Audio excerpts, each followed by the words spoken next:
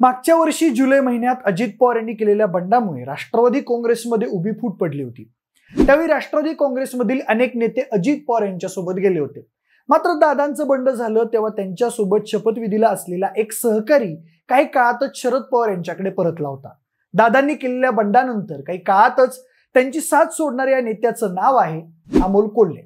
शिरूरचे खासदार असलेले अमोल कोल्हे एकेकाळचे अजित पवार यांचे निकटवर्तीय समजले जात असत। मात्र बंडानंतर अमोल कोल्हे यांनी सोबत येऊन अचानक मारलेली पलटी अजितदादा यांच्या खूप जिव्हारी लागली होती। त्यानंतर अजितदादा आणि अमोल कोल्हे यांच्यामध्ये अनेकदा आरोप प्रत्यारोपाच्या फैरी झडल्या होत्या।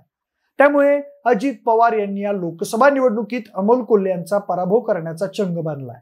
त्यासाठी अजितदादांनी जोरदार मोर्चेबांधणी करत त्या मतदारसंघातून शिवाजीराव आढळराव पाटील यांना उमेदवारी दिली। यापूर्वी अमोल कोल्हे आणि शिवाजीराव आढळराव हे 2019च्या लोकसभा निवडणुकीतही आमने सामने आले होते। त्यावेळी अमोल कोल्हे यांनी बाजी मारली होती। त्यामुळे यावेळीही शिरूर मतदारसंघात दोन्ही कट्टर प्रतिस्पर्ध्यांमध्ये अगदी अटीतटीची लढत रंगली आहे। मात्र मागच्या 5 वर्षात शिरूर लोकसभा मतदारसंघ आणि महाराष्ट्राच्या राजकारणातील अनेक गणितं बदलली। गेल्या वेळी शिवसेनेकडून लढलेले शिवाजीराव आढळराव शिंदे गट व्हाया अजित पवार यांच्या राष्ट्रवादी काँग्रेसमध्ये पोहोचले आहेत, तर अमोल कोल्हे सध्या शरद पवार गटात आहेत। सद्यस्थितीत शिरूर मधील कागदावरील समीकरणं ही शिवाजीराव आढळराव यांच्या बाजूने आहेत। मात्र येथील राजकीय वातावरण काहीतरी वेगळ्याच घडामोडींचे संकेत देत आहे। सध्या शिरूरमध्ये अजित पवार गटाचे 4 आणि भाजपचा 1 असे महायुतीच्या बाजूने 5 आमदार आहेत, तर 1 आमदार हा फक्त शरद पवार गटाचा आहे। मात्र यातील काही नेते हे स्थानिक समीकरणांचा विचार करून शिवाजीराव आढळराव यांच्याऐवजी अमोल कोल्हे यांना साथ देण्याची शक्यता आहे। असं झाल्यास अमोल कोल्हे शिवाजीराव आढळराव यांना मात देत पुन्हा एकदा दिल्लीकडे कूच करण्याची शक्यता अधिक आहे। नमस्कार, मी प्रथमेश आणि तुम्हाला तर माहिती आहे आपला विशेष भाग। आता शिरूर मधील सध्याच्या लढतीमधील गणित समजावून घ्यायचं झाल्यास येथील राजकारणाचा इतिहास थोडक्यात समजून घ्यावा लागेल। पूर्वी राष्ट्रवादी काँग्रेसमध्ये असलेले शिवाजीराव आढळराव 2004 मध्ये या भागातून पहिल्यांदा खासदार बनले होते, तर 2009 मध्ये मतदारसंघाची पुनर्रचना होऊन शिरूर हा नवा मतदारसंघ तयार झाल्यानंतर शिवाजीराव आढळराव पाटील 2009 आणि 2014 मध्ये इथून सहजरित्या जिंकले। मात्र 2019 मध्ये शिवाजीराव यांना रोखण्यासाठी अमोल कोल्हे यांना मैदानात उतरवलं। त्यावेळी स्वराज्य रक्षक संभाजी या मालिकेच्या लोकप्रियतेचा अमोल कोल्हे यांना मोठ्या प्रमाणात फायदा झाला। तसेच शिवाजीराव आढळराव यांच्याबाबत असलेली नाराजीही कोल्हे यांच्या पत्त्यावर पडली आणि ते विजयी झाले। मात्र मागच्या 5 वर्षात अमोल कोल्हेंनी संसदेत आपल्या प्रभावी भाषणांनी अनेकांचं लक्ष वेधून घेतलं असलं तरी त्यांचा मतदारसंघात तितकासा संपर्क राहिला नसल्याचा आरोप होतोय।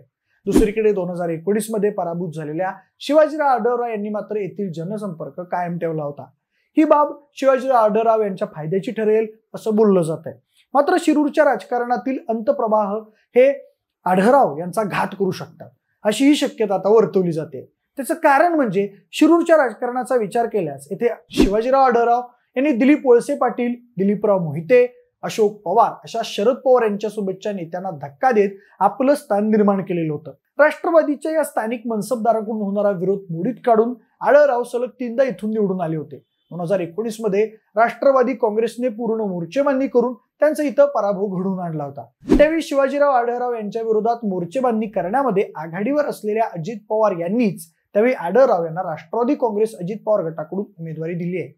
तसेच ते स्वतः आघाडीवर राहून आढळराव यांच्या विजयासाठी काम करत आहेत।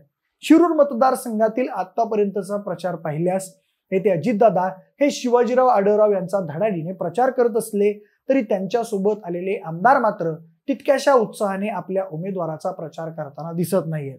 मतदारसंघ अजित पवार गटाला सुटल्यानं निवडणूक लढवण्यासाठी शिंदे गटातून इकडे आलेल्या शिवाजीराव आढळराव यांना दिलीप मोहिते यांच्यासह इतर आमदारांनी आधीच विरोध केला होता। दिलीप वळसे पाटील हेही त्यांच्या उमेदवारीबाबत फार उत्सुक नव्हते। या पार्श्वभूमीवर नुकत्याच झालेल्या प्रचार सभेला दिलीप वळसे पाटील यांनी प्रकृतीचं कारण देऊन दांडी मारली होती। त्यानंतर त्यांच्या अनुपस्थितीची दखल स्वतः अजित पवार गटाला घ्यावी लागली होती। तसेच याआधी केलं तसे या निवडणुकीत करू नका असं आवाहनही अजितदादांना मतदारांना करावं लागलं होतं।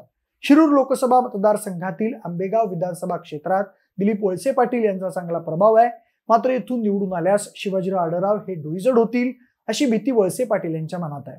तसेच या निवडणुकीत शरद पवार गटाच्या अमोल कोल्हे यांना छुपी साथ दिल्यास भविष्यात परतीचा मार्गही मोकळा राहील आणि विधानसभा ही सोपी होईल असा हिशोब दिलीप वळसे यांनी घातला असल्याची शक्यता नाकारता येत नाही. मागच्या निवडणुकीत आंबेगावमधून अमोल कोल्हे यांना 25,000चं मताधिक्य मिळालं होतं. त्यामुळे या निवडणुकीत आंबेगाव मतदारसंघ आणि दिलीप वळसेंची भूमिका निर्णायक ठरणार आहे. अमोल कोल्हे आणि शिवाजीराव आढळराव पाटील यांच्यात होत असलेल्या निवडणुकीत निर्णायक भूमिका बजावू शकतात असे दुसरे नेते म्हणजे दिलीपराव मोहिते. दिलीपराव मोहिते यांनी शिवाजीराव आढळराव यांच्या उमेदवारीला उघड विरोध केला होता. मात्र नंतर अजितदादांनी समजूत काढल्यावर त्यांचा विरोध मावळला होता. मात्र सध्या तरी ते प्रचारामध्ये फारसे उत्साहाने सहभागी झालेत असं चित्र दिसत नाहीये. 2019च्या लोकसभा निवडणुकीमध्ये दिलीप मोहिते यांच्या खेड आळंदी मतदारसंघातून अमोल कोल्हे यांना 7,000 मतांची आघाडी मिळाली होती. यावेळी मोहिते हे अजित पवार गटात असल्यानं अमोल कोल्हे यांच्या आघाडीचं गणित बिघडू शकतं. अशा परिस्थितीत दिलीप मोहिते यांनी शिवाजीराव आढळराव यांच्याऐवजी अमोल कोल्हे यांना मतांची रसद पोहोचवल्यास आढळराव अडचणीत येऊ शकतात. शिरूरमध्ये अमोल कोल्हे आणि शिवाजीराव आढळराव यांच्यात होणाऱ्या लढतीवर प्रभाव टाकणारा अजित पवार गटातील तिसरा आमदार आहे तो म्हणजे चेतन तुपे. हडपसरचे आमदार चेतन तुपे हे सध्या अजित पवार गटात आहेत.